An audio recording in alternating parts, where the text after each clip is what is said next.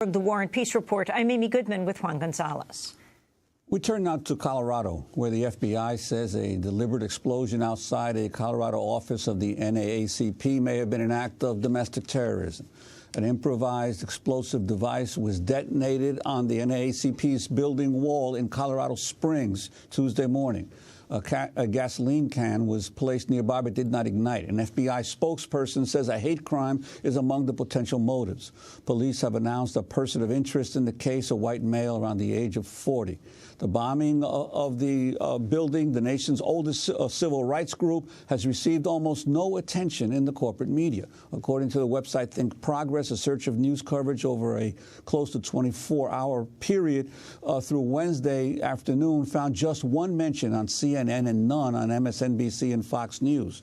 MSNBC's Al Sharpton and Chris Hayes did cover the explosion on their programs Wednesday evening. According to the NAACP, the attack follows the shooting of a school bus that was traveling with the group's 120-mile protest march in Missouri last month. On Wednesday, NAACP President Cornell Brooks posted a message in response to the explosion near the group's Colorado Springs office. Thankfully, the NAACP family is safe. Whenever I think about the bombing in Colorado Springs, I'm reminded that whenever threatened, the NAACP doubles down for justice. According to the Southern Poverty Law Center, the NAACP has been the target of 8 bombings since 1965, including 3 in 1993 when the last attacks occurred. The FBI is expected to give a news conference this afternoon on the explosion in Colorado Springs, along with the BATF, the Bureau of Alcohol, Tobacco, Firearms, and Explosives. For more, we go directly to Colorado Springs, where we're joined by Rosemary Harris Lytle, the president of the NAACP Colorado, Montana, Wyoming State Conference, former head of the Colorado Springs branch of the NAACP. Welcome to Democracy Now! Can you tell us what happened? Well, good morning. What we do know, based on police reports and based on the reports of those who were in the NAACP office in Colorado Springs on Tuesday morning, that at approximately 10:45, there was an explosion. There was an improvised explosive device that was placed against the exterior wall of the building, that it did cause an explosion that greatly disturbed the flow of community, the harmony of community. One described it as a shotgun blast directly to his ear in its loudness. And we know that law enforcement authorities, FBI, local police, and others are now investigating and looking for that person of interest. And hopefully they, in their work, will help us know who did this and why. Was there any indication beforehand of any threats against that particular branch of your organization, or any reason why that would occur in Colorado Springs? Well, I think that any time organizations are involved in the kind of work that the NAACP is involved in, any of its units can be placed into jeopardy as a backlash to that activism.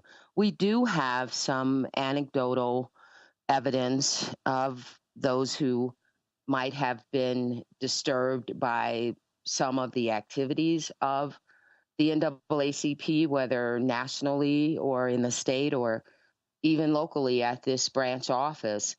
But none of that has been verified as the precursor to the kind of criminal act that we saw on Tuesday. The Southern Poverty Law Center's Mark Potok said several NAACP offices have been attacked since the 80s. He spoke on MSNBC's The Ed Show.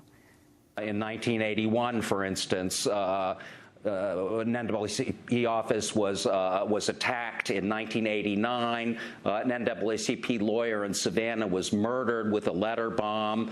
There was an attack with a tear gas bomb on the Atlanta headquarters of the NAACP in the early 80s. And it really goes on and on. It's been quite something. That was Mark Potok. Rosemary Lytle, if you could just wrap up in talking about your concerns right now and in this climate today, as we look at what happened in Ferguson and Staten Island, the racial climate in the United States. Well, as we think about the long history of racial division in this country, going back to the most racially divisive thing that might have happened on this planet, the forced importation of African slaves to this country, I think that knowing that we've never talked about that as a country, knowing that we've never had a national moment of truth and reconciliation, knowing that we typically have responses to events in this country, whether they were the bombing of 4 little girls in a church or a bomb being placed under the bed of an NAACP president and his wife on Christmas Eve in 1951, or even what we were talking about from the Southern Poverty Law Center just now. We know that at the heart of these problems is the lack of a conversation on race.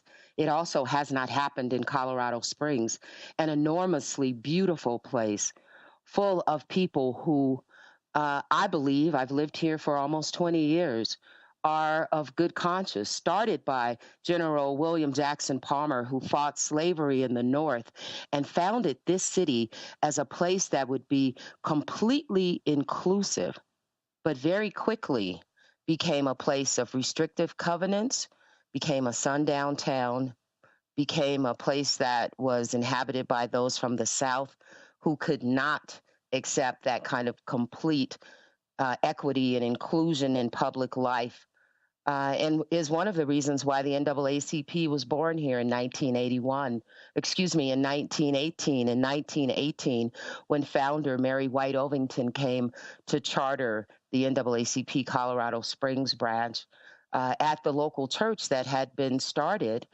the first bricks given by General Palmer to Payne Chapel AME.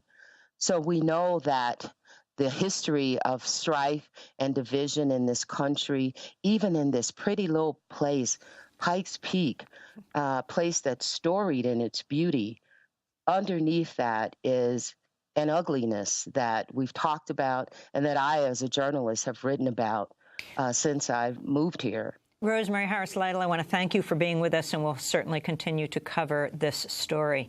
President of the NAACP Colorado, Montana, Wyoming State Conference, former head of the Colorado Springs branch of the NAACP, speaking to us from Colorado Springs. As